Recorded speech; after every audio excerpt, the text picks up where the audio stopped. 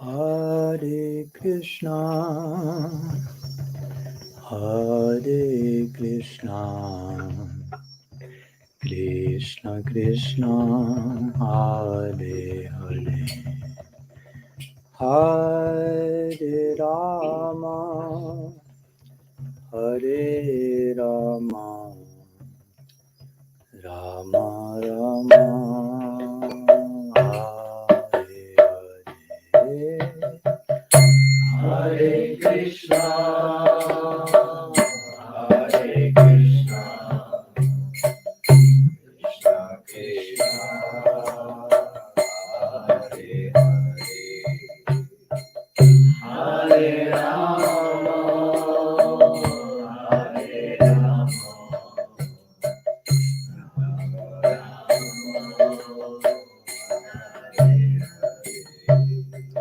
Hare Krishna,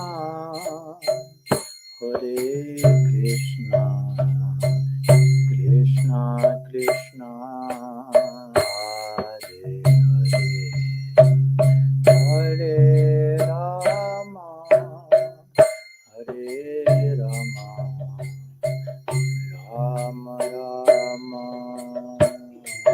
Hare Hare, Hare Krishna, Hare Krishna, Krishna Krishna, Hare Hare, Hare Rama, Hare Rama,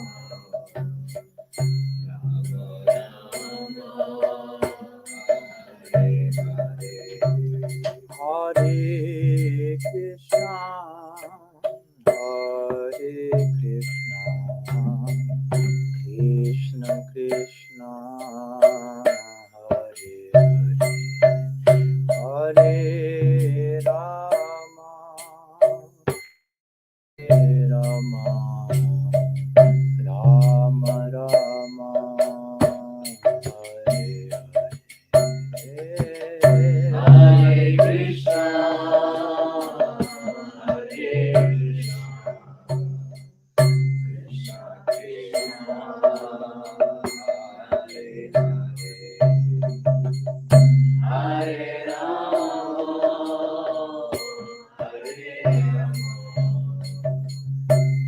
Rama Rama,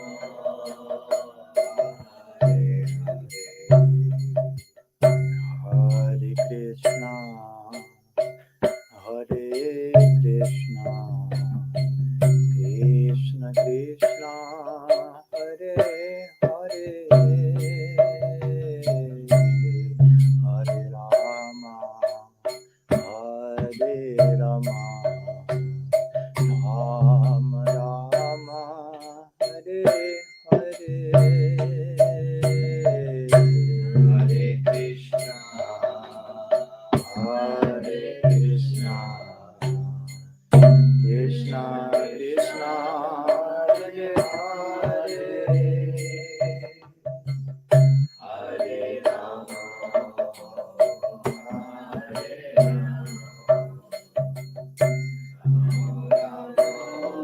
Hare Rama, Hare Krishna, Hare Krishna, Krishna Krishna, Hare Hare, Hare Rama, Hare Rama, Rama Rama, Hare Hare, Hare Krishna, Hare Krishna, Krishna Krishna, Hare Hare,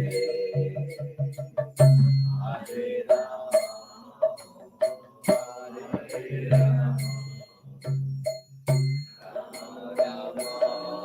Hare Rama, Hare Krishna, Hare Krishna, Krishna Krishna, Hare Hare, Hare Rama, Hare Rama, Rama Rama, Hare Hare, Hare Krishna, Hare Krishna, Krishna Krishna, Hare Hare, Hare Rama, Hare Rama, Rama Rama, Hare Hare Krishna, Hare Krishna, Krishna Krishna, Hare Hare, Hare Rama, Hare Rama, Rama Rama, Hare Hare, Hare Krishna, Hare Krishna, Krishna Krishna, Hare Hare, Hare Rama, Hare Rama, Rama Rama, Hare Hare.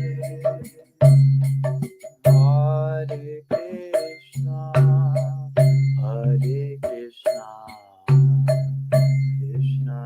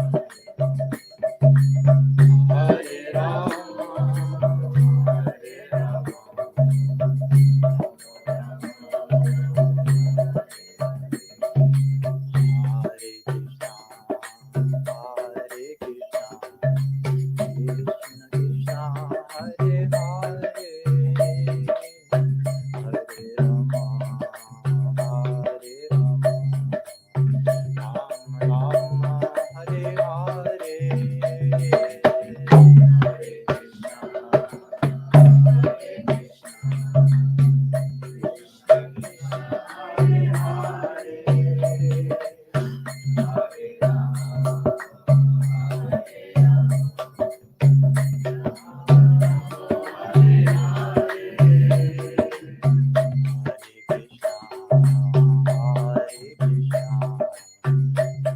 Krishna Hare Hare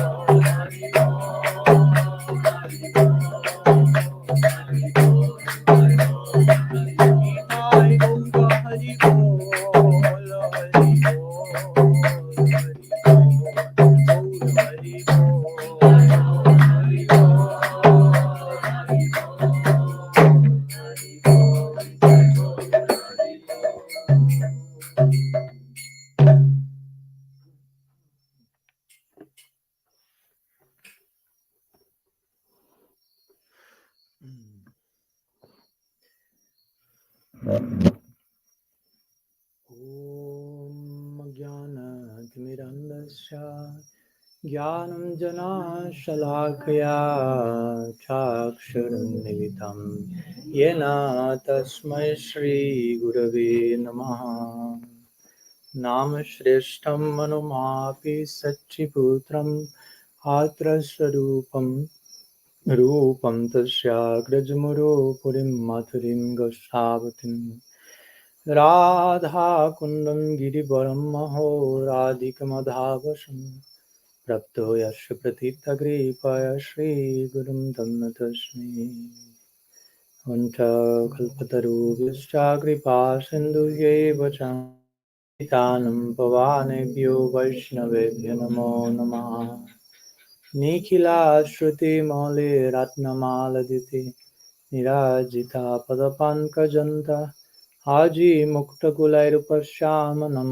Paritasram Harinam Samshrayami Narapitacharim Chirat Karunayavatirnakalam Shamarpaitamunnatajvalarasam Svabhakti Shriyam Hari Purata Sundara Dyuti Kadamba Sundipita Sadahridaye Kandare Spurato Vasachinandana Janulambita Bhujjo Kanakavadato Sankirtanai Kapitaro Kamalaya Takshu Vishwambaro Dvijavaro Jugadharma Palu Ande Jagat Priyakaro Karunavataru Ladini Shakti Swarupaya Gauranga Suridaya Cha Bhakta Shakti Pradhanaya Gadadhara Namastute He Krishna Karuna Sindhu Dinabandho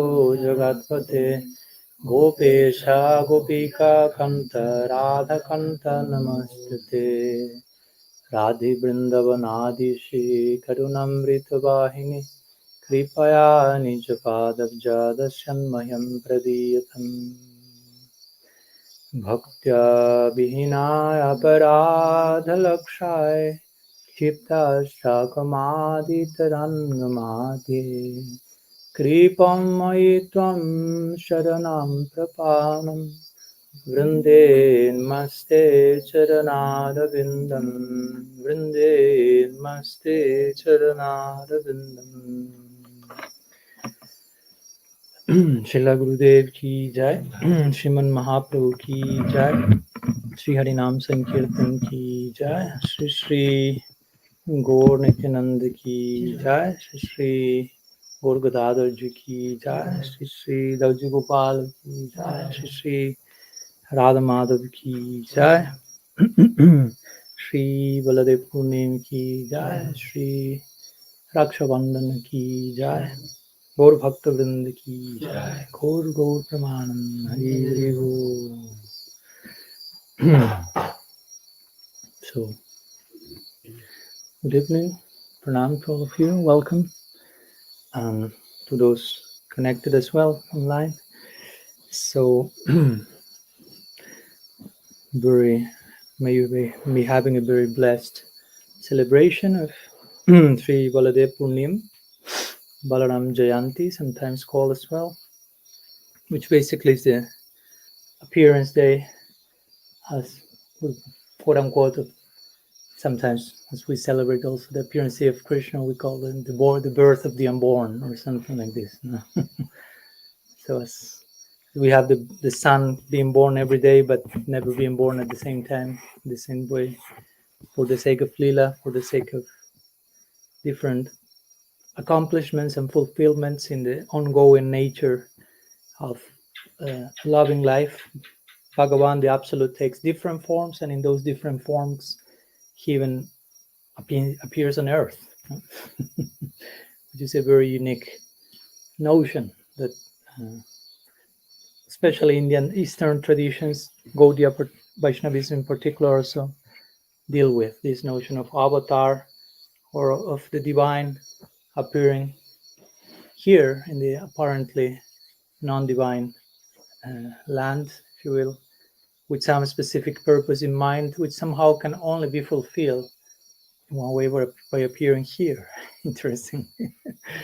all of which, of course, tells a lot about our being here, and how we can really take best advantage and get the bigger picture of all that it means to be born as a human. Today I was correcting some translation that has been done by Guru Maharaj's Aesthetic Vedanta, one book he speaks, and in the introduction he emphasizes this idea of divine humanism and how the Absolute comes onto earth to basically celebrate his own fullness in the context of a human-like setting. So that's worthy of celebration, but on every single day of our lives. But at the same time, we have some specific yearly human-like celebrations, if you will. Celebration of these moments that the Absolute decides to manifest in one form or another in human-like terms, and in this way becoming especially accessible, if you will, to us humans, so we can divinize our humanity. And good part of divinizing our humanity is humanizing divinity. Not to the point of depriving divinity of her divinity, but humanizing divinity as much as it helps to create this unique bond in which all this gamut of emotions can play out in the context of what we call lila, or divine play. So today we are celebrating one of those great moments, mahotsavs, great occasions for celebrating the very existence, in this case, of Sri Dauji, Balaram Tattva. Today in the morning, our Guru Maharaj shared some very charming notions about Baladeva, focusing on some specific features of a few of the unlimited features of the Absolute. And today I'd like to somehow hopefully serve whatever he mentioned, and in some minimum way complement some of his presentation with further input or insights in connection to the life of Sri Balaram. But well, Balaram is, as we know, a crucial figure in the Braja Lila, and as usual in our Gaudiya tradition, before accessing or trying to access the Braj, we beg permission on the door of Gaur Lila and his dham, if you will, and his associates, or we first pay our obeisances to those figures in Braja Lila in their particular expression in Nadia.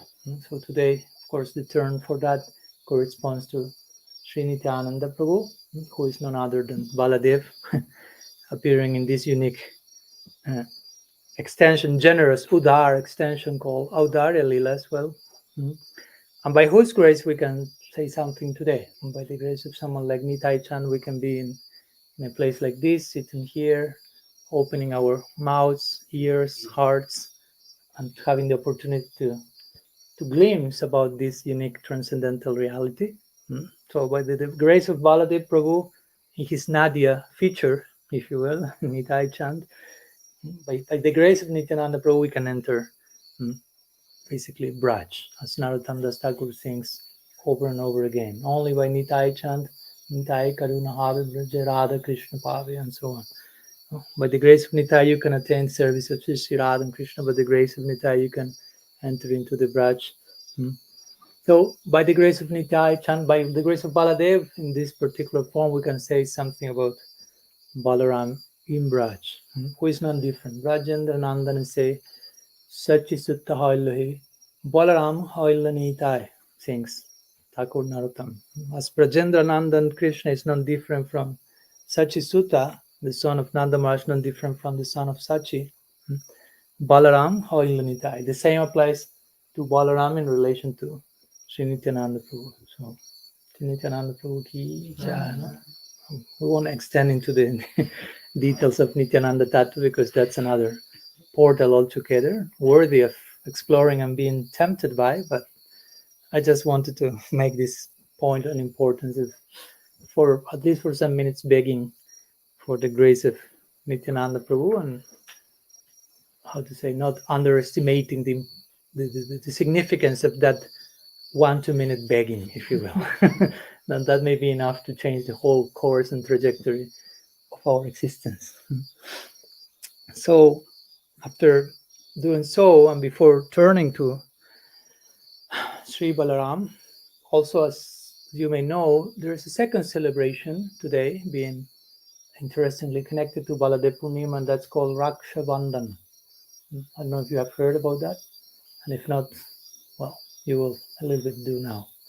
So Raksha Bandhan is a very interesting, if you will, Indian culture celebration, but somehow overflows into the realm of our tradition as well. It's not an exclusive festivity of our sampradaya, but it takes place all over India, which basically, which is connected with Balaram's appearance, as we'll see. So Raksha Bandhan, Raksha has to do with protection, as Rakshikshyati Vishwa. So Bandhana means like bondage.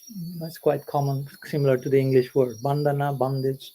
So Raksha Bandhana has, if you translate it literally, means something like bondage of protection, or bondage through protection. And basically the form that it takes in India in general is that the sisters, they will go to their journey elder brothers, and every year, this particular day, they will kind of update the contract, if you will, and request their brothers to protect them. And like a symbol of that, they will tie on the, how to say, wrist of the brother one, like they call raki, which is like a little thread, sometimes red, sometimes multicolored, depending the flavor of the protection so she's requested. So they will bond their brothers. It's like this idea is bonding through affection.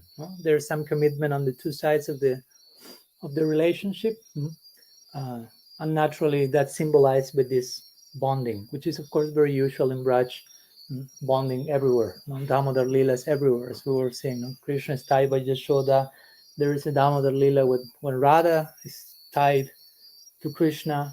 There is a Damodar Leela, as Guru Maharaj was describing in his forthcoming book, that the Gopas will tie Krishna because he was not playing according to the rules in the game.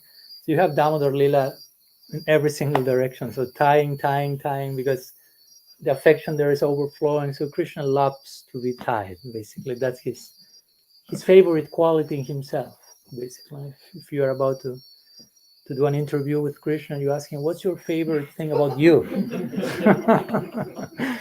Sorry to present that in such terms, but just to... And he has many qualities to tell. I mean, he's an ocean of qualities. He's Kalanidhi. He could, like, the interview will never end, if basically, no? You have enough battery for eternity because my qualities are eternal. So that here I begin. But in his humility, he will say, yeah, my favorite quality is that I become tied by the love of my devotees, which actually speaks about the love of his devotees, and how that impacts on him. So basically, this is the idea, this type of tying through affection, through confidence, through protection, Rakshi Shati Vishwa. So that's one of the main limbs of Sharanagati, to trust that Krishna will protect us. So that's a type of Raksha Bandhan, if you will.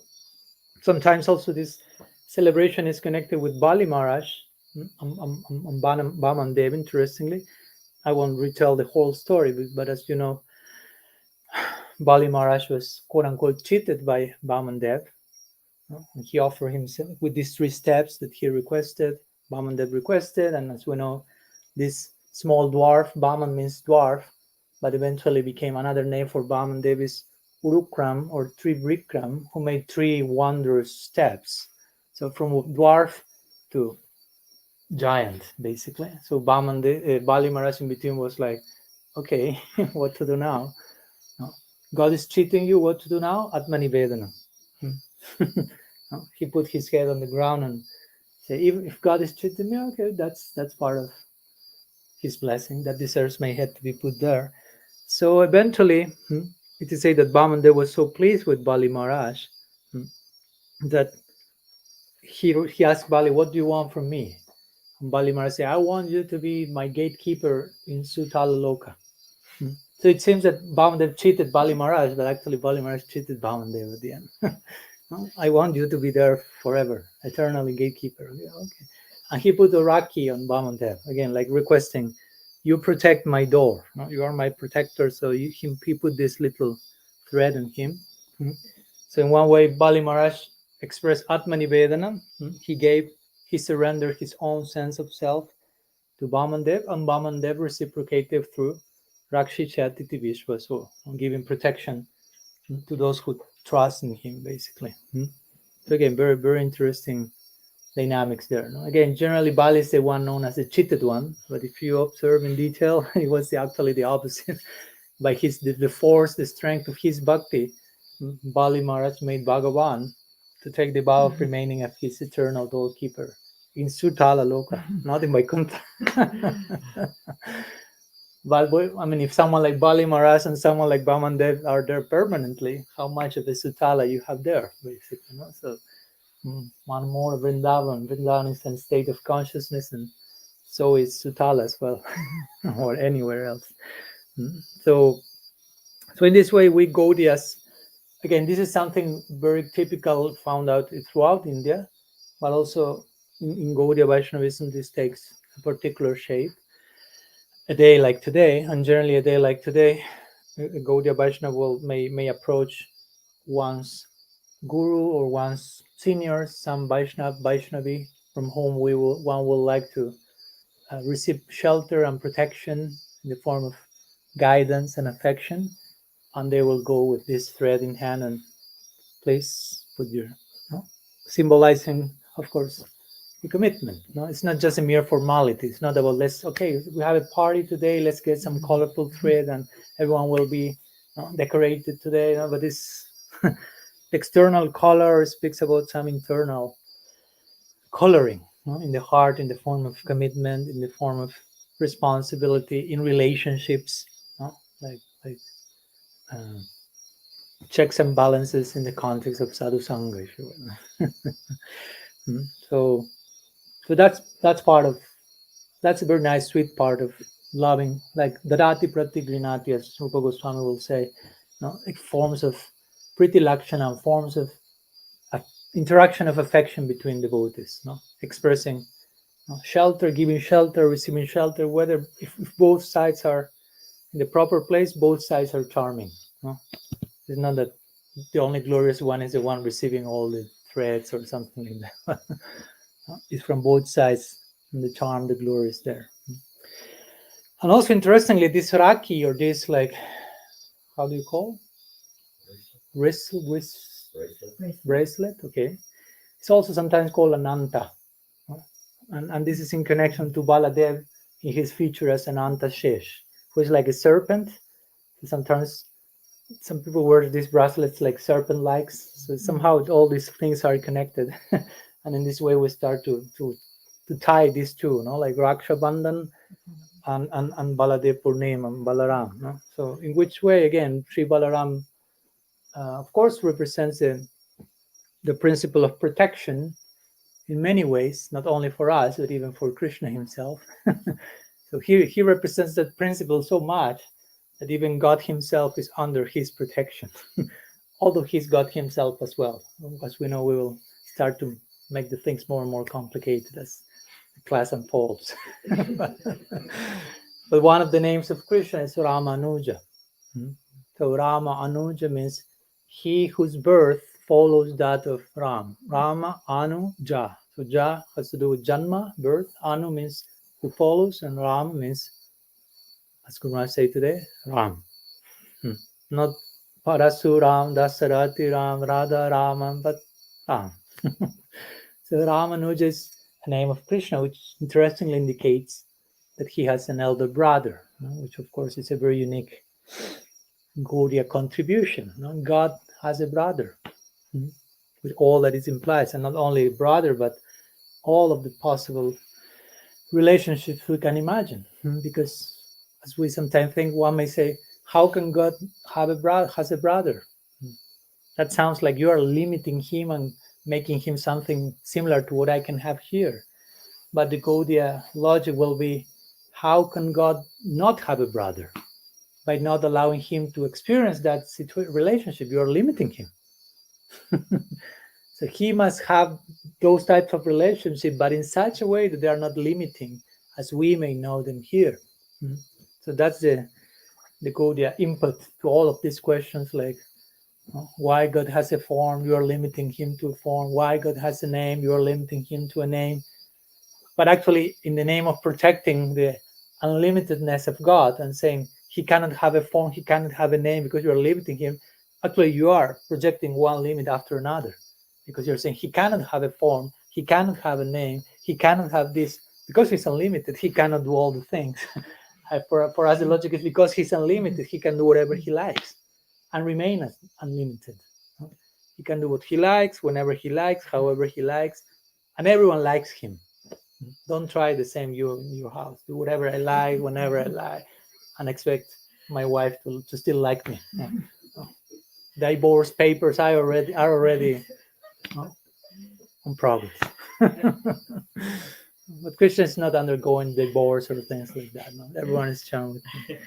So anyhow, he's Ramanuja, which indicates he has Ram as his elder brother. Other name for elder brother is Dauji. Actually, here Balaram is specifically addresses Dauji. No? So Dao means like brother, and Ji generally in India is like a way of referring to someone elder. No, Guruji, Swamiji, Prabhuji. No, it's not just like two extra syllables to fill in the meter or the verse or something. No, it represents something. No? Sometimes Balaram is called the Maryad Purusha of Krishna's life, which means the person that has been assigned with making sure that Krishna is behaving properly and he's acting according to Dharma and so on. Although, as our Guru Maharaj always points, Balaram is only 8 days elder than Krishna.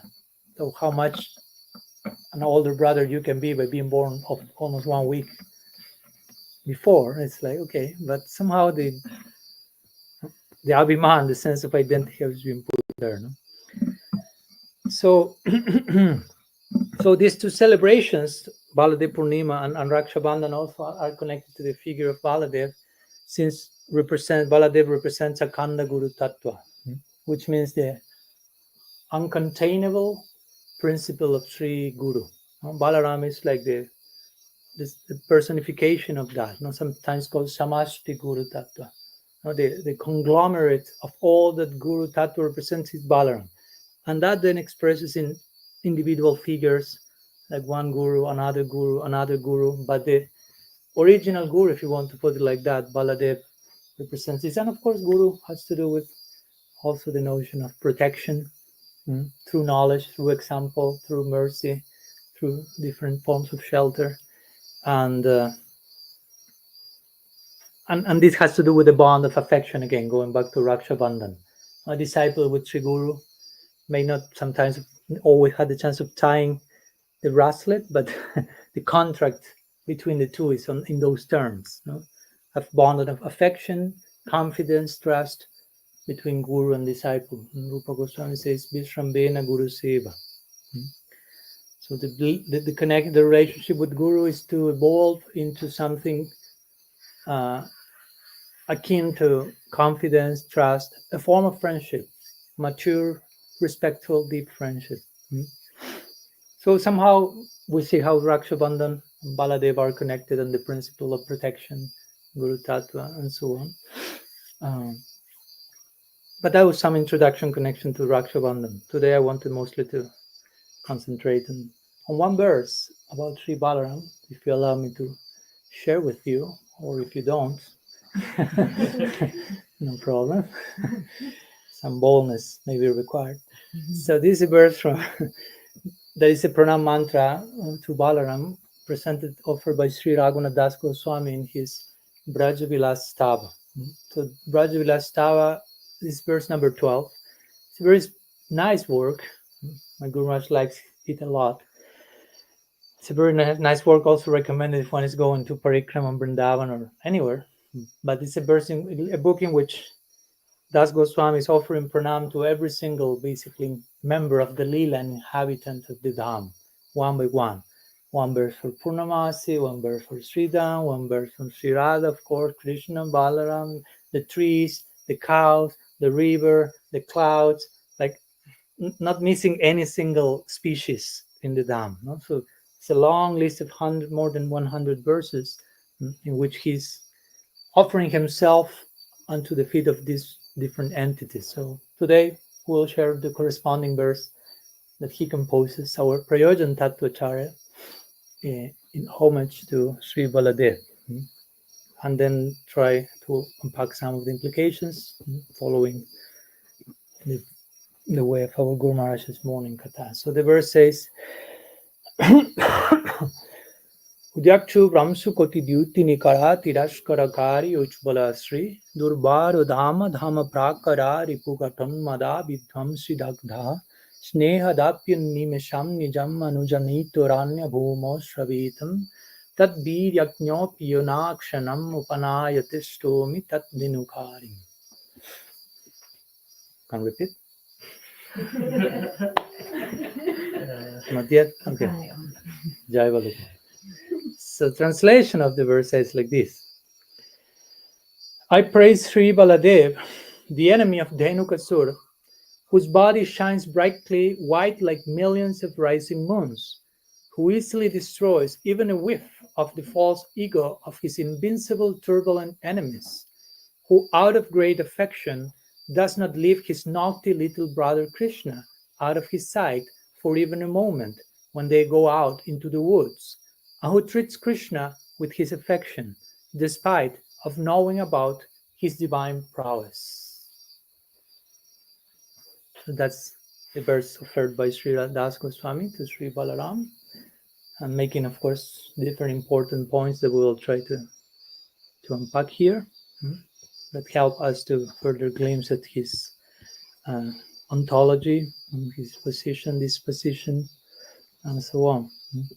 So let's go a little bit by order regarding what this verse is saying. First of all, Raghunath Das Goswami is addressing Sri Baladeva as having a white bodily luster, which defeats the shining of millions of rising moons.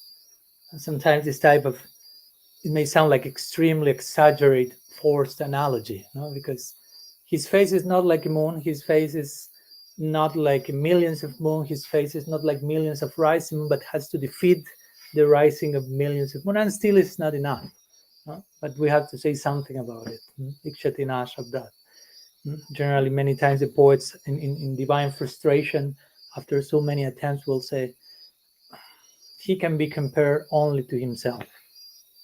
I found the proper analogy. Balaram can be compared with Balaram. And they will experience like, I did it. After writing like volumes of different possibilities of poetic analogies and finding greater frustration than that of Vyasadeva when compiling the Bhagavad, finally I got it. Krishna can only be compared with Krishna, Radha can only be compared with Radha, and so on. They have these different names that they can only be compared with themselves.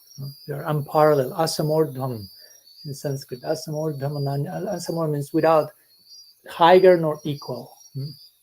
But somehow we use these planets, if you will, symbols to try to say something about, because again, it's an experience we never saw two moons at the same time. What to speak of millions of them rising, shining, defeated in relation to something else. So what must be that something else? It's a way of, again, as we said yesterday, trying to use our even imagination, and when we are conceiving, okay, millions of moons and rising, but something else is defeating that.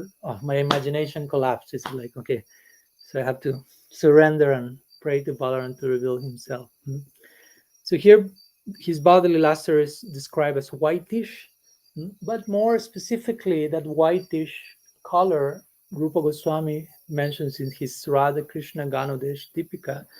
He says, Subra Spatika Varnadhyo. Subra Spatika Varnadhyo, which means the bodily luster of Balaram is whitish like a crystal. So that's an interesting point, because in one sense the crystal is, we could say it's whitish, but it's basically crystal. Crystal implies transparency and reflection of whatever is closer to that, if you will. And as we know, again, as our Guru Maharaj spoke today, in many ways Balaram acts in a reflective way upon Krishna. Even the light of the moon can be compared as a reflective expression of that of the sun. Many ways we can do that in a representative way. Because remember, in the aesthetic consideration of India in general, every color indicates an emotional disposition. So if someone is a certain color, that speaks about his mood. For example, Krishna is Sham, Sham Sundar. His complexion is dark bluish, like a dark bluish sapphire, something like Ujjwal Nilamani or something like this. And that color corresponds with Sringarasa. Sometimes Sringarasa, Madhurya Rasa is called Shyam Rasa, like implying color, mood, one and the same. And when we have Mahaprabhu or Shirada, she's Mahabab Swarupini, she's the personification of divine love. Mahabab has a molten gold color. That's the color. So, for example, when Krishna appears with the mood of Radha, he appears in molten gold. So that in itself befits the argument of Gaurnagar Bhav, for example, because some of the followers of Gaurnagar Bhav will say Mahaprabhu is enjoying with some ladies in the Nadia village, but if he will be in that mood, he should have a corresponding color, complexion to that enjoying mood, which will be Shyam. But Mahaprabhu is not appearing in Shyam. He appears in the color of Mahabhav, in Radha Bhav, molten gold. So that speaks, he's not entering in that mode. Just by doing that color mood analysis, you can easily counteract this idea.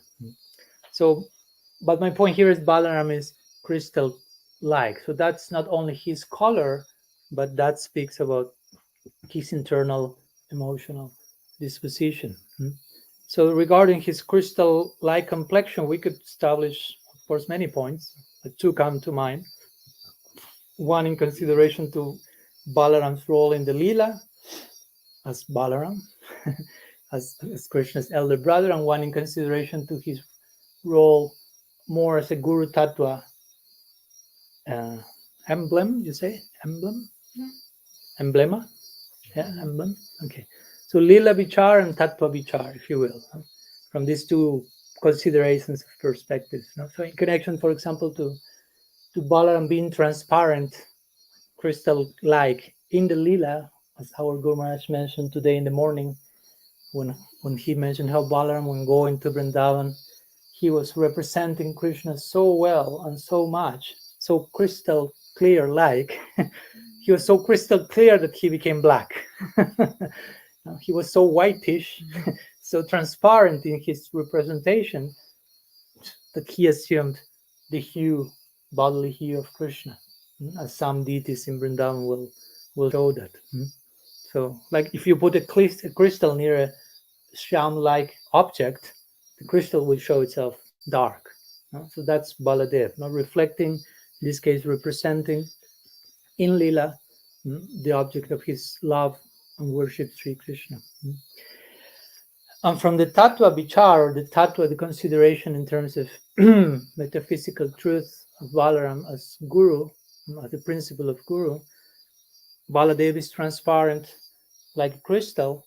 And again, this indicates that he's presiding over the Guru Tattva department, because the Guru is basically that. Prabhupada will describe the Guru like the transparent, be a medium. Like Guru is Krishna in a representational sense, like we sang in the morning. Sakshat Haridvena Samastra Shasya Tashtadava Vyateva Shasi. So the Guru is one and different with Krishna. It's Krishna in the sense that it's representing Krishna, but there's something else going on there. And Baladeva, as we will see, is Krishna in one sense, but at the same time, he's representing him. And he represents him pretty well, as we were saying. He's crystal-like. So there is some form of Beda. They are one and different. Balaram is Krishna, but we see it's some different from Krishna. Guru is, in another sense, Krishna, but it's different from Krishna. But in both, we find this principle of representation of God. Transparent. I mean, in order to represent the absolute truth, you have to be a totally transparent medium, that you are not just like filtering the divine descent through your own preconceptions, prejudice, or something like that. So from both of these perspectives, from how Balaram represents in a crystal clear like way in Lila Krishna, and as a guru being totally transparent figure. Raghunath Das Goswami said he defeats millions of moons with his luster and transparency.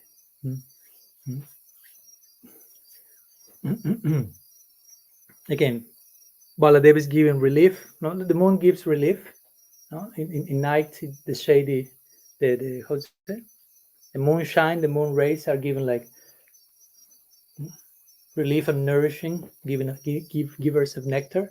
So as the moon rays are moon beings are givers of nectar and relief, similarly, Balaram is given relief. For example, when he went to console, pacify the Brajavasis, and as the moon is given light in darkness, Balaram, in the form of the Guru, is given Jnana Anjana, given the ointment of knowledge, educating, enlightening through achar, prachar, to the sincere student. So eventually one can be upgraded to the Premanjana. First Jnananjana and then Premanjana. Then the eye of divine law. First the eye of scriptural knowledge and then something else. So again, here Balaram is compared to that. His luster defeats millions of moons, and the moon gives relief, the moon gives light in the darkness. Balaram is doing those same things, both in the Lila as Guru Tattva, but in an unlimited way, basically. So regarding this, if we want to put it Beda or difference and simultaneous unity with Krishna, this is a very characteristic feature of our tradition, not only ours, but our also. And the idea is, of course, to begin with, the absolute is not dual, it's non-dual consciousness. Advai Gyan Tattva, says Srimad Bhagavatam.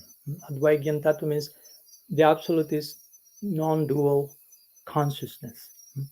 But despite that, in his non-duality, in his oneness, the absolute takes different forms, retaining his non-duality, which again, this is immediately something that takes us beyond the mathematics of the brain, and expands in different forms for the sake of Leela.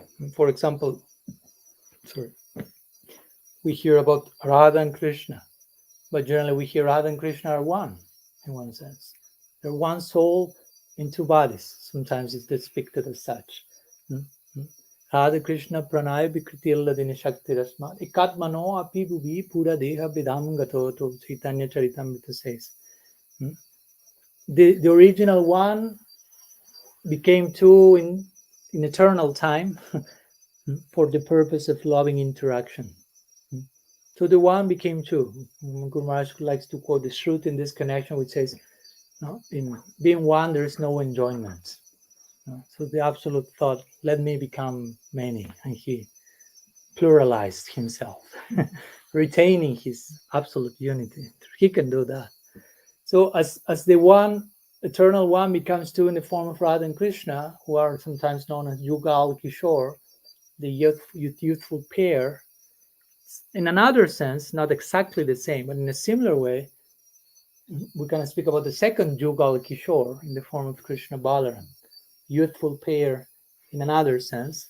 In this sense, Krishna becoming two, not as Shakti and Shaktiman, as Radha and Krishna. Radha is Shakti, Bhagavan is Shaktiman, but here Krishna is Shaktiman, the source of all Shakti or energy, and Balaram will be considered as Prakash. Prakash means like an expansion of the original energetic source. So sorry for torturing you with many Sanskrit terms. This is only the beginning, so fasten your seatbelt. And I'm not using here any whiteboard, so that's even more torturing. You're not seeing anything. So bear with me, be merciful to me. So more technically speaking, let me become technical for a few minutes. Balaram, specifically speaking, is considered Vaibhav Prakash. That's a specific term assigned to him in connection to who he is in relation to Krishna. And sometimes Krishna is described, not sometimes, but as of course, the full face of the Absolute. And sometimes Krishna, following the analogy of the moon, since we are speaking in moon-like terms, he's compared like the full moon. The name of Krishna is Purna Chandra. In the song you have the word Purna Chandra, the full moon, complete moon, or Krishna Chandra. So sometimes the moon is said to have 16 faces, let's say. So Krishna is considered that full moon with the 16 faces there. In the words of Srila Rupa Goswami, in his Lagu Bhagavatamrita, that means Swayam Rupa, which means the Absolute in his most fullest and original form. Krishna, another way of saying Krishna is Tu Bhagavan Swayam Rupa. So that's Krishna.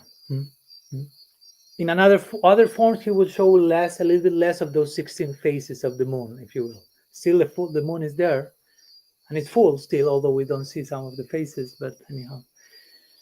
So we have Swayam Rupa, the original form of the Absolute, and then Rupa Goswami speaks about Swayam Prakash.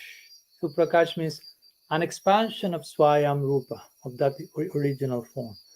And this Swayam Prakash is subdivided in two. Welcome to the Gaudiya world. No? They love categories and subcategories and sub-subcategories and so on. So one is called Prabha Prakash and the other is called Vaibhav Prakash. These two subdivisions of Swayam Prakash. No? Prabha Prakash means expansions of Krishna, for example, which are identical to Krishna in form and in mood. Remember, form, color, mood are together. So can you think of any example of that? Sorry? No, but we are speaking about exact same mood and complexion. Rasa Lila. That's the most famous example. With Krishna is dancing with the gopis, and he multiplies in unlimited form, which are exactly like the original, same mood. But Swayam Rupa, the original Krishna, is dancing with Sri Radha in the center of the Rasa Mandal, and the Swayam Prakash, in this case Prabha Prakash, expands to dance with all the other gopis in a form that is exactly the same in form and mood. So that's that case. And then we have Vaibhav Prakash, the other second division of this Swayam Prakash. And this Vaibhav Prakash means a form of Krishna which is slightly different in complexion and therefore mood. And Balaram is the first one in appearing in that category, the first immediate expansion by Prakash of Krishna, and the only one in Vrindavan. Because there are all other Vaibhav Prakash of Krishna, like you mentioned in Dwarka. That's a Vaibhav Prakash. That's not exactly the same Krishna. Different form, different emotional disposition in order to deal with other devotees outside of Braj. So it's not exactly the same. But in Braj, the only Vaibhav Prakash is Balaram, which is again, one says non-different from Krishna, and one says slightly different. Padmanabha Prakash. The only difference is in terms of color. And color again means mood. Try to always keep that in mind. And of course, then we have this mention of how from this Baladev, this Vaibhav Prakash, who is an expansion of Krishna, then comes so many expansions from that expansion. Krishnadas Kaviraj Goswami describes this in detail when he explains about Nityananda Prabhu on the beginning of Chaitanya Charitamrita. So much Aishwarya, just to make the point that this apparently Avadut, eccentric, crazy fellow who is naked and saying that he's the source of all these unlimited forms. So don't misread him and think he's just an ordinary guy. Because again, from Baladev it is said that comes first expansion is Mahasankarshan, Mula Sankarshan, which has to do with Baladev's expanding outside of Raj in Dwarka in Mathura. That has to do with his expansion called Mula Sankarshan. Sankarshan, the name Sankarshan is one name for Baladev. And then there is another expansion from that Mula Sankarshan in Vaikuntha called Mahasankarshan. And from Mahasankarshan comes Mahavishnu. And from Mahavishnu comes Garbhadakshay Vishnu, and then Shirdakshay Vishnu, and so on. From Mahavishnu, somehow we come, although it's not in a point of time, but we are coming from Mahavishnu as our source, if you will. So interestingly, we are ultimately we are emanating from a portion of a portion of a portion of a portion of Baladeva. And as we know, as we will see, Balaram is totally fanatical about Krishna service. He's a fanatic in the good sense of the term. He cannot think of apart from serving Krishna in every single possible way. So we are he's the source of our source for our source for us. So somehow that connection is there with such a person. And if Balaram is seeing everything to offer for Krishna, we are part of that paraphernalia. We are paraphernalia for serving Bhagavan by coming from Mahavishnu, who comes from Balaram. Remember, Balaram, as Guru Maharaj mentioned today, is Sevaka Bhagavan. He's the absolute in the disposition of a servitor. And he's the source of our source of our source. And so it's important to keep that tie in mind. And if this is not enough, all these expansions that come from Balaram, Krishnadas Kaviraj also mentions finally Ananta Shesh. As we mentioned today, Ananta, which the word Shesh, Ananta means unlimited, but Shesh means like the reminder. That which reminds, if you speak like in, I don't know how to say that in mathematical terms. So the idea is that if there is some reminding service, remainder. Thank you so much. Reminder is like remembering something. Right? He's reminding us a lot of things, but it's remainder. So Shesh means remainder. So the idea is if there's any service, remaining service there, 0.01%, Balaram will do that in the form of Shesh. Whatever he was not able to do in all these other forms, as Balaram himself was basically addressing all the possible fields, as we will see, Santa Dasi, Sakya Vatsalyaman. As Shesh, he will take whatever remains there and remain eternally engaged. No? So that's his mode. No? That's pretty much committed as in service. No? So we have to somehow, again, try to identify with him as the source of our source of our source, and try to develop that mode of identification with the need of service and not the opposite of that. Sometimes, in a joking way, some Vaishnavas have depicted the opposite of the spirit of Balaram as the arrow bhakta. That sometimes someone gives a service to a bhakta and says, please can you for Sundar will come and ask, can you please pick some mango leaves for the Bhakti Rasa did her job, but someone may say, like an arrow, like, can you do that? Yes, Guru Sundar, I'm doing that. And he will run like an arrow, but like an arrow, it won't return. No? So like, yes,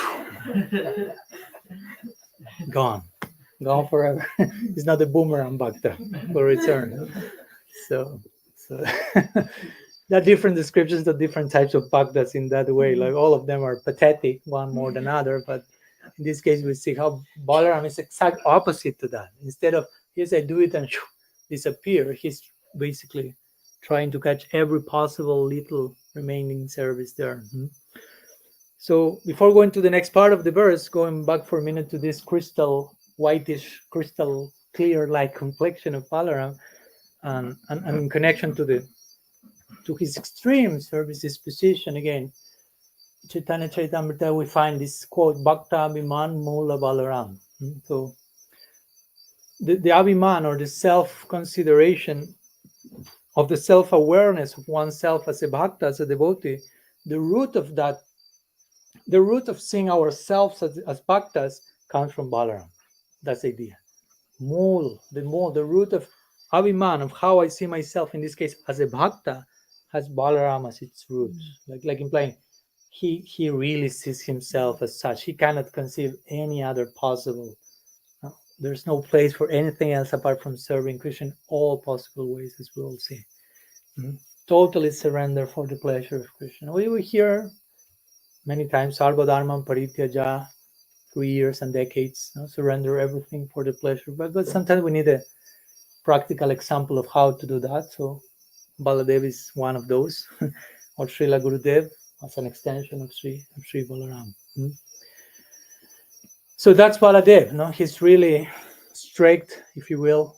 He's really surrender in a servant mood. In that sense, again, he's different than Krishna in emotional disposition. So we can say that's part of the emotional difference between Krishna and Baladev, Sebi and Sevaka Bhagavan. Balaram is very straight, very transparent, and Krishna is crooked. No. Everything he does is crooked. No. He stands in a crooked way, he speaks in a crooked way. It say that he even runs in a crooked way. When it was the Damodar Lila and Jashoda was running after Krishna, and Krishna started to run in a crooked way. He knew Jashoda doesn't know how to do that. And that's why Jashoda was not able to catch him. So he was running, everything is crooked about him. Sometimes the sadhu will play that like, okay, but that's a blessing at the end of the day. Because if you have like a straight object like a bottle, and you put something crooked inside, probably you are able to put that, but you cannot take out from there then. It becomes like trapped there, crooked. So if we want to be straight practitioners, and Krishna somehow enters there in his crooked like way, once he's there, he cannot leave. So that's our hope, that Krishna, as we say sometimes, is a thief, and our hope is that Krishna is a crooked guy. So all about him is crooked. But about Balaram, straight, Guru Tattva.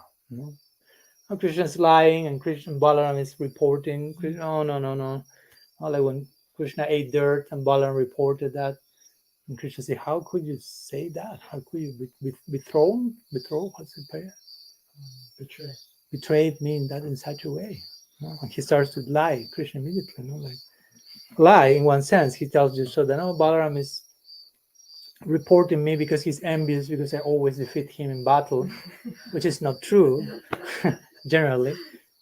But at the end of the day, we see, even if Krishna is lying, at the end he shows that, okay, there's no earth in my mouth, and there was no earth because everything was inside. So if he didn't eat dirt, because for eating there you have to take something and put that in your mouth.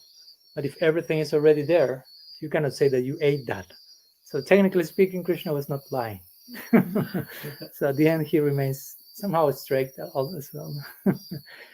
And again, Balaram's transparency, or for that matter, by extension, the Guru's transparency also, that's what gives them the capacity to represent Krishna. So these 2 points are connected: transparency and representation. Transparency and representation.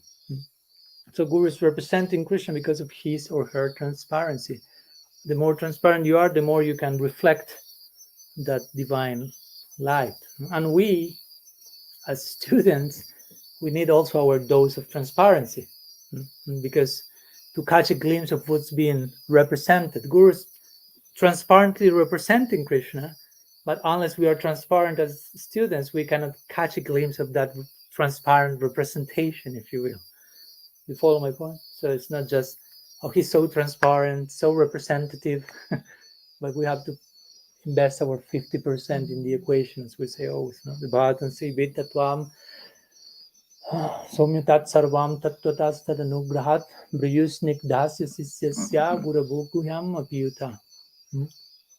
It says that if one as a disciple is humble and affectionate, Guru will become inclined to reveal all the secrets that are in his or her heart to that type of disciple. So it's a nice verse which shows how we as students should approach the principle of revelation, how the secrets will stop being secrets and become revealed by humble, affectionate, transparent approach. So anyhow, enough with the crystal clear whitish, never enough, but let's go to the next section. Then Raghunath Das Goswami says, more we could say in connection to the Guru function in Balaram, that Baladev can easily destroy even a whiff of pride of all his powerful and turbulent enemies. So this speaks a little bit of his side as Bala, as my Guru Maharaj spoke today about these 3 names of him, Bala, Ram, and Sankarshan.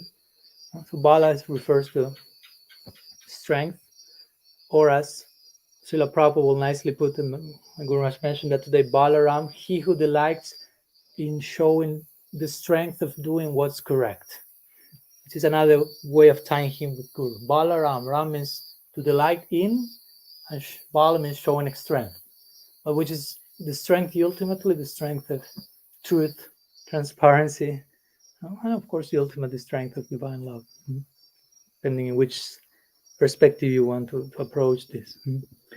So here Balaram is defined as someone very strong and very easily can destroy enemies.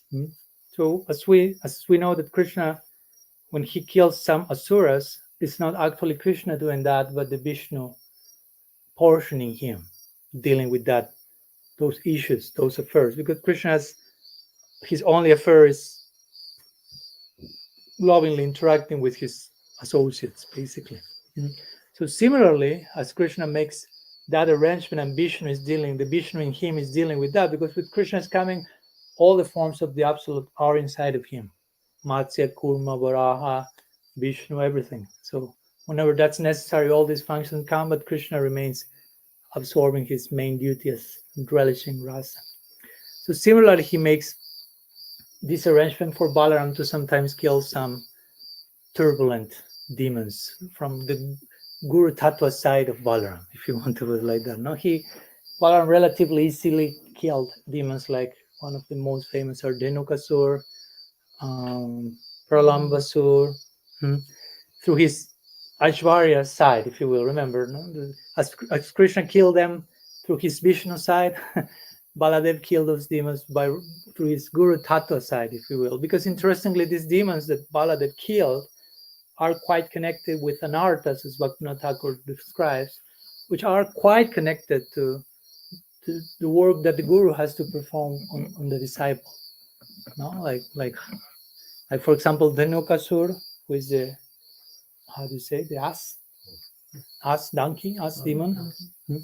So he, according to Bhaktivinoda Thakur, represents gross materialistic intelligence and ignorance of spiritual knowledge. So, as we spoke yesterday, Guru has to patiently and lovingly not only impart knowledge by engaging deprogramming, if you want to put it like that.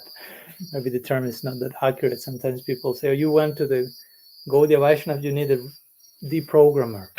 No?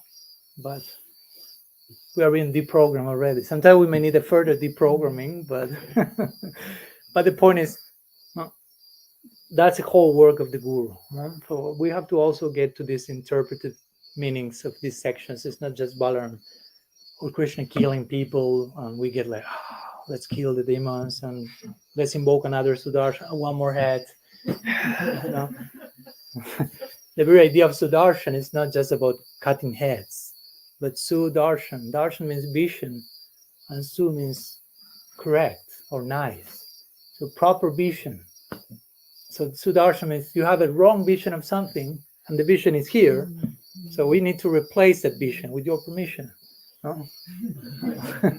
That's the idea. No, that you have to go to that level also. Know what's taking place. That and these asuras sometimes represent these principles, like Dhenukasura, ignorance of spiritual knowledge. Guru won't take it at Sudarshan maybe, but it will resort to Shastra. And the very word Shastra can mean weapon. Also Astra, Astra, with weapon, and so on. So again, in this sense, we can see the Guru Tattva side of Balaram dealing with these demons. Pralambasura refers to desire for lava, puja, pratishtha. Again, Guru has to deal with those things, of course, in himself, but as well in his students. No, selfish inclinations. So Balaram is killing those, if you want to put it like that. Or even you can extend that to someone who maybe technically was not an Asura, but when Balaram killed Romar Hastana Sutta, father of Sutta Goswami, who was on the Vyasasana and was speaking Bhagavatam, and Baladeva entered into the audience, and the one on the Vyasasana did not acknowledge Baladev's presence. Balaram basically took was a very interesting way of dealing with the case. He took one kusa grass, like only one, just a little bit how do you say, like sharp. So he didn't even like trespass the person, just like touch him. I mean, end of the Bhagavatam class. No? But the point of Baladev there, again, his Guru Tattva side is, you are in the Vyasa-san, but you are somehow misusing the Vyasa-san, because, I mean, you are sitting on the seat of the speaker, but you are failing to represent Balaram, who is the principle of Guru personified. So if you are sitting, acting as a Guru, but you are like not respecting the Guru principle, what you are doing there? Basically, that's the idea. No?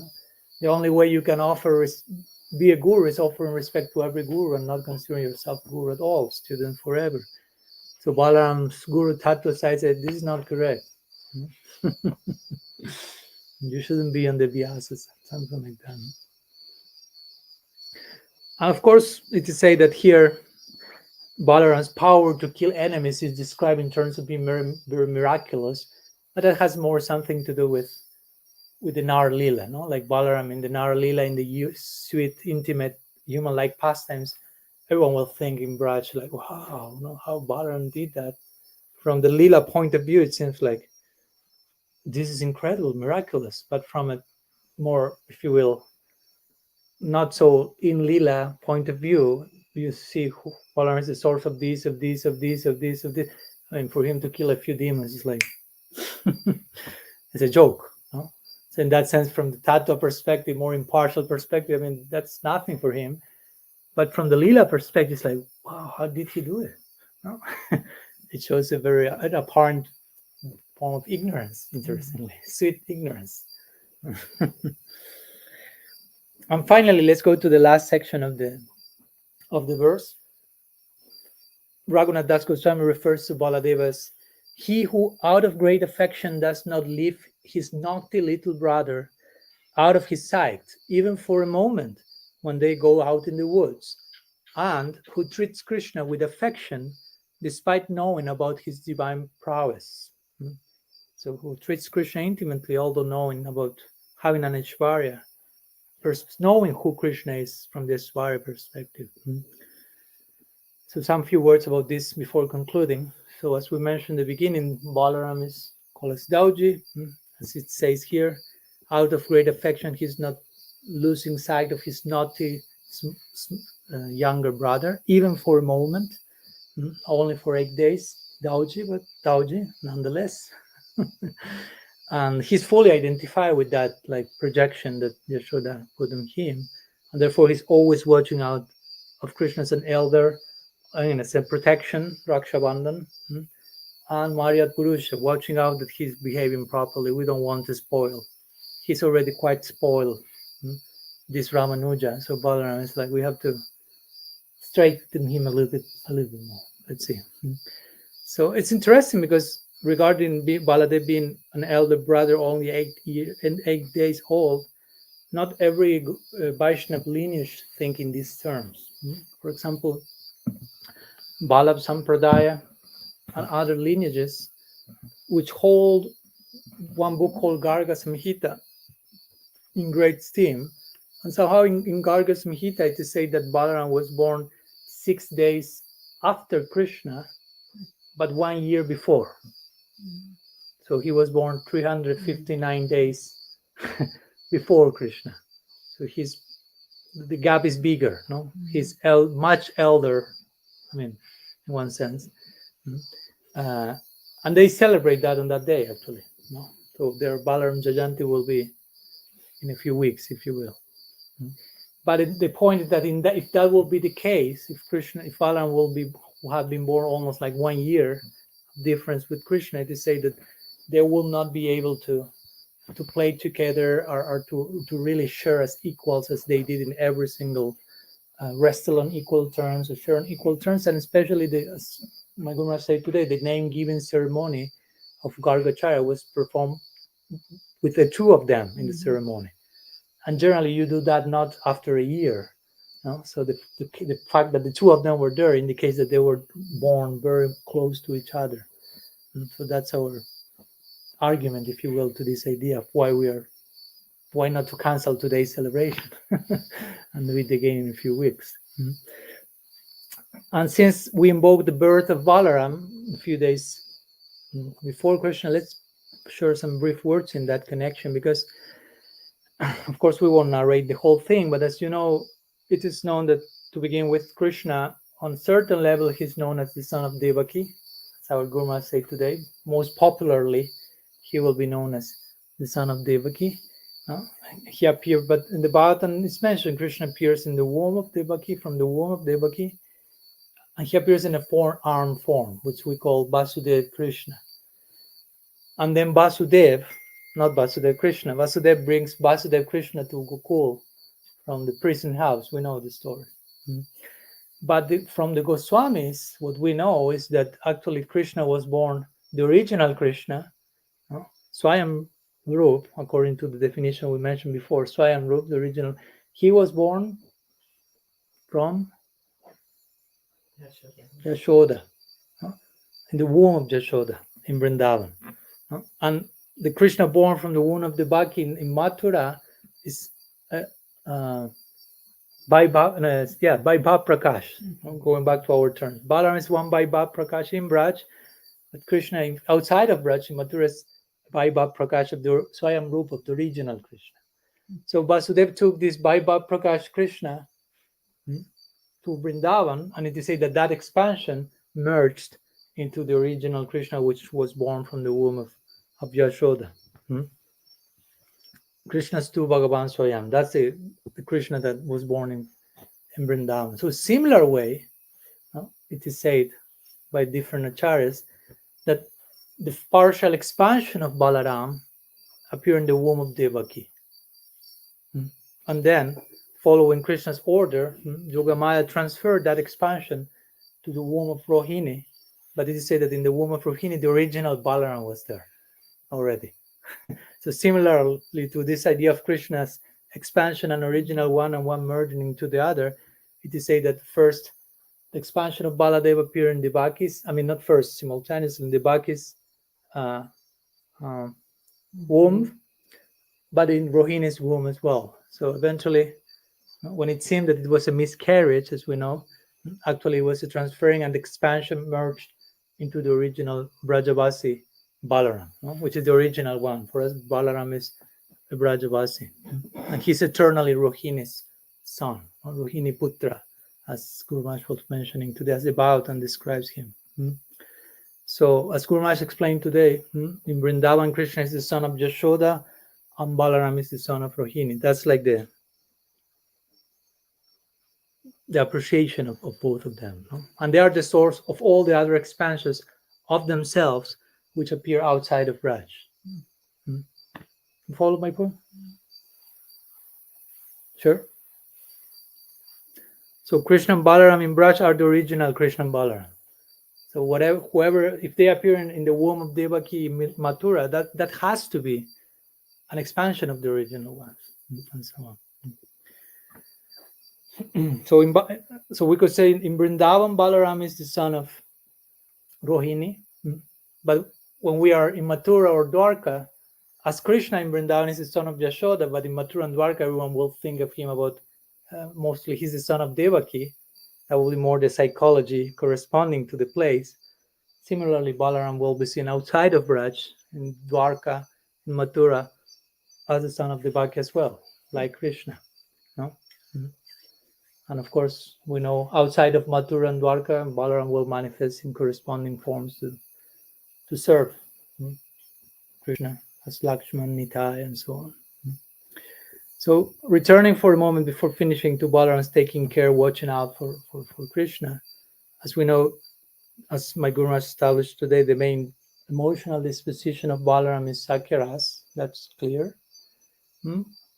But in connection to watching out for Krishna, the Vatsalya side of the equation comes to the fore, we could say. Chaitanya Charitamrita mentions that. After Sakya, the next mixing, if you will be Vatsalya in Balaram's system, and then Dasya, and then in the other departments he will also rendering some service, but mostly Sakya, of course, and then Vatsalya as the elder brother of Krishna. Jara Baba Sudha Sakya Vatsalya Dimai, says Chaitanya Charitamrita. Balaram disposition is purely Sakya, mainly Sakya, but then Vatsalya and others are also part of his makeup. So we could say first Sakya, then Vatsalya, then Dasya. In Braj. No? Outside of Braj, as Guru Maharaj mentioned today, some other sides will become more prominent, the Dasya side, and so on. But these are the three main emotional dispositions of Balaram, no? Sakya, Vatsalya, and Dasya, which is not, that doesn't mean rasa abhas, no? Which means a proper mixture of rasa. He has all these things together, which sometimes Rupa Goswami describes one as being enemy of the other, no? Like Sakya with Dasya, but in Balaram this is not called rasa abhas, it's called Sankul Bhav, or mixed emotional disposition, and which again speaks about Baladev's eagerness to serve Krishna in so as many possible ways as possible, including even Santa Rasa and Madhura Rasa in one way or another. In Santa Rasa, for example, he will expand, as we know, as Krishna's asana, upavita, paduka, vasana, clothes, bhushana, ornaments, and even especially the dham. The whole Vrindavan dham is considered as an expression of Balaram in the context of Santa. Balaram is also the deity of Sandini Shakti. Krishna is said to be the deity of Sambit Shakti. Sri Radha is the deity of Ladini Shakti. These three divisions of Swarup Shakti. And Balaram is Sandini Shakti, which is like the Sat aspect, the existence aspect of the equation. So it's like he's expands into the Dham, into the right stage for the performance of the drama, of the Leela. The interaction between Radha and Krishna, Ladini and Sambit, needs Sandini at its foundation. So Balaram is expanding like the playground. So Ladini and Sambit, Radha and Krishna can perform their Leela basically.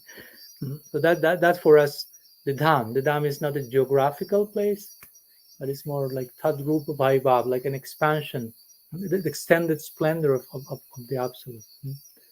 So Vrindavan for us is literally an emotional landscape. It's not a geographical place. It's an emotional landscape, literally, not symbolically. No? So it's an extension, a passive one in the form of Santa, of Baladev to facilitate the proper playground, the proper stage, scenario for Radha and Krishna to meet and have Leela. Sometimes they say, interestingly, this Santa, because we say this Santa can expand as the Dham, to facilitate the Madhurya of Radha and Krishna. So Santa Madhurya are sometimes combined interestingly.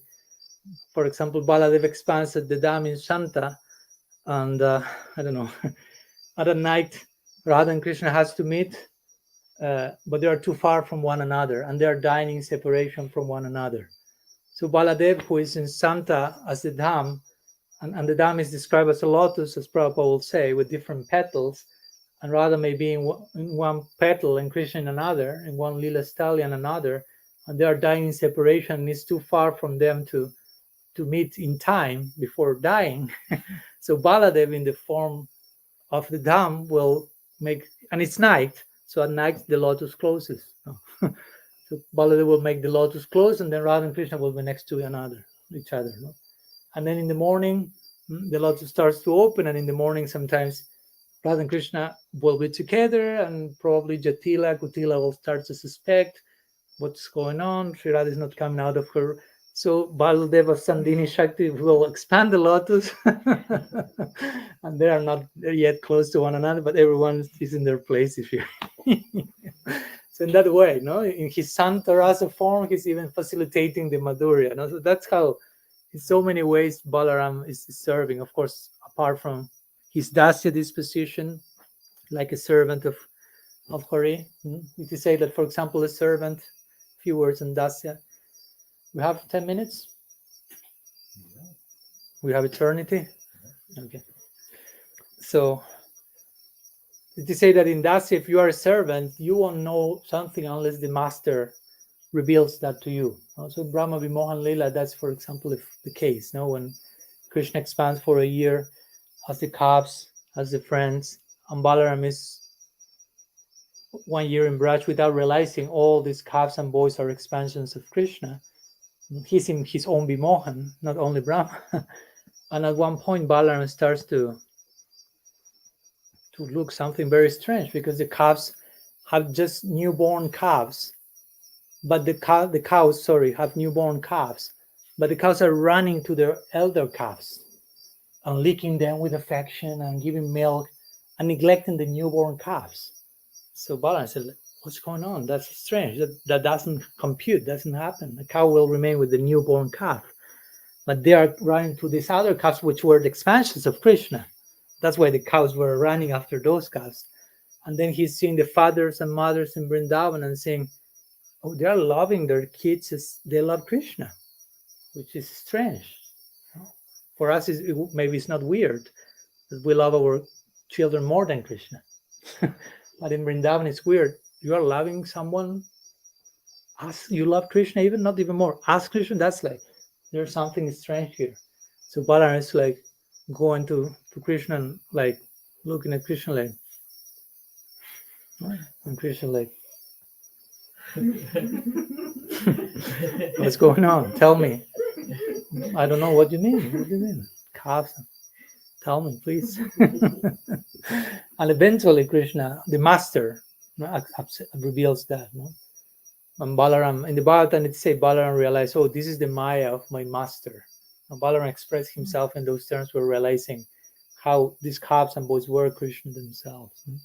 And of course, seeing Balaram's dasya, of course, Krishna sometimes will reciprocate accordingly, as we must mention today. He will glorify Balaram when they are in the forest in front of all the friends and so on. So that's something about the Dasya disposition. The Sakya disposition, well, no need to enter into the details of that. That's his main disposition. He mostly identifies himself as a friend of Krishna and deals with him mostly in those terms, like in equal levels, and playing and joking and sharing so much in the context of Sakya. And then Vatsalya, already we mentioned something, but a little bit more, just finishing. Elder brother means Vatsalya. Vatsalya doesn't mean only mother and father, but you can be an elder brother of only 8 days elder, and you already have the Vatsalya label there, at least from Yashoda. Vatsalya, protect him. So to say that Balaram protects Krishna like the eyelids protect the eyeballs. That's his his level of absorption in that direction. And whenever, for some reason, Balaram is not there, and something seems to get out of place, generally everyone, like Yashoda especially, will like, oh, this only happened because Balaram was not there. And one of the famous cases like this is when the famous Kaliya Lila. But as you know, Krishna is eventually jumping into the river, Jamuna, starting to dance. Before dancing, he's trapped by Kaliya, and all the Brajavasis are like hearing the news. And Balaram that day was not with Krishna, because that day was his nakshatra, or the monthly birthday that he has, when the constellation in which he was born comes into place that day of the month, and everyone in the house retain Balaram, start like to celebrate his monthly birthday. He was not there. Brahma Mohan Lila was similar that day. He was trapped into the shackles of Vatsalya Bhav. But that allows some other dynamics to happen. So when Yashoda heard about all that was happening with Krishna trapped by Kaliya, her only conclusion is this could only have happened because Balaram was not there. That speaks how much Balaram's Vatsalya protection is preventing certain things to happen, and when that's not happening, how? And that's how Yashoda asks Balaram every single day when they go with Krishna into the woods. Like he calls him, please protect him. He's my Gopal. Take care that he's not walking in this particular side of the road. Look after him. And he calls other boys, protect north, south, east, west. Start to invoke different mantras and kavachas and amulets, and like for minutes and minutes, and the boys are like, yes, yes, yes. Can we go now? No. Please protect him. Yes, I will do what we promise. Okay. And Yashoda makes them take an oath, like you will protect, and all this type of thing. So Balaram is the main one in charge of the whole thing. So he was also Krishna. And regarding his Madhurya side, of course, as we know, he's not directly participating in this situation, because that will spoil the whole mood of elder brother appearing with when the younger brother's meeting with his uh, clandestine lovers or something. But he's facilitating that, as we say, but not watching, but not looking, but looking in another direction. What Krishna is going to meet Radha every midday, Balaram remains with all the friends, knowing what's going on. It's not that he doesn't know it, as our Gurus say today. When Balaram goes to Vrindavan from Dwarka, he consoles the gopis, and the gopis realize, oh, he knew about this. And he's approving that, actually. And he's supporting us, and he's consoling us so expertly, to the point that the gopis feel Krishna is manifesting him, and we feel fully satisfied with this confirmation that Krishna loves us. So he's very expert in serving the Madhurya department, if you will, as much as he can from his particular emotional disposition. And Das Goswami concluded the prayer, as I mentioned before, that all the Baladevi is aware of all of Sri Krishna's prowess, of all of Krishna's Aishwarya, from his Dasya side, as we say in the Brahma Vimohan Lila. Out of great affection, Balaram is always worried about Krishna in a sweet human-like psychology. Although he knows all that Krishna is in terms of Aishwarya, his main preoccupation, again, is not the Dasya, it's not even the Vatsalya, but it's the Sakya side. But at the same time, again, Balaram, with this is teaching, he has full knowledge of Krishna's Aishwarya side, and that will be the foundation that will allow him to be mainly preoccupied with Krishna's intimate side in Vrindavan, Madhurya side, if you will. So similarly, that's a lesson for us as sadhakas. If we want to be exclusively concerned with Krishna in Lila, first we have to be properly aware of his Aishwarya and how he is the Supreme Personality of Godhead and so on. And gradually, that will take us in the other direction. Pujjala Ragavata Gaura Vange. So Balaram is giving that to us as Gurudev. Srila Gurudev is giving us Siddhanta, Tattva, Shastric foundation, so we can gradually build the temple of Bhava in our heart, and first be properly aware of who Krishna is in terms of Aishwarya, so someday we can forget that, if you will, and that can be pushed to the background by the strength of intimacy. So today we are celebrating this and many other things on Sri Baladeva Purnima. So some words we want to share as a not so brief, maybe, explanation of this verse from Raghunath Das Goswami. And somehow we will start tomorrow more officially with our Japa retreat. It was planned to start yesterday, but there was some divine providence with some other plans, so we'll begin tomorrow. But somehow today's part of it, with the blessings of Sri Baladev Prabhu, with the blessings of the main representative of Guru Tattva, it's a very auspicious way also of having this kickstart, if you will, in the retreat, and praying for the mercy of the whole Guru Parampara, Guru Varga, trying to approach Sri Nam, who is none different from Krishna. So before going Krishna, we'll go into Sri Baladev, to Srila Gurudev, and from there trying to do something with our lives in the service of Sri Nam Prabhu. So we will continue in that way tomorrow. And today we will put our discussion to rest here. This is already a little bit late here, so if there are any questions or commentaries, I think we can continue these days. I just wanted to say that Yes. The story of Rakshabandhana, they say that when the Pandavas and Draupadi were in exile, Krishna appeared, and I don't know if there was a fire or something, but he used the Sudarshan Chakra to protect him from something, and he cut his finger. So Draupadi took a little piece, she ripped a little piece of her sari and tied it around his finger. And that's connected also with Rakshabandhana. The origin of Rakshabandhana. Interesting. Yeah, I heard the other version of the Bamandev Bali Maharaj, and probably there are 108 more versions, but all of them are always charming equally. So thanks for sharing that one. Shri Rakshabandhan ki jai, Shri Baladev Purnima ki jai, Srila Gurudev ki jai, Sriman Mahaprabhu ki jai, Shri Nam Sankirtan ki jai, Shri Dauji Gopal ki jai, Gaur Bhakta Vrinda ki jai, Gaur Priman Hari Bol. वंशकल्पतरुभ्यश्च कृपा सिन्धुभ्यैव च पतितानं पावनेभ्यो वैष्णवेभ्यो नमो नमः। अनन्तकोटि वैष्णव वृंद की जय। गौर हरि।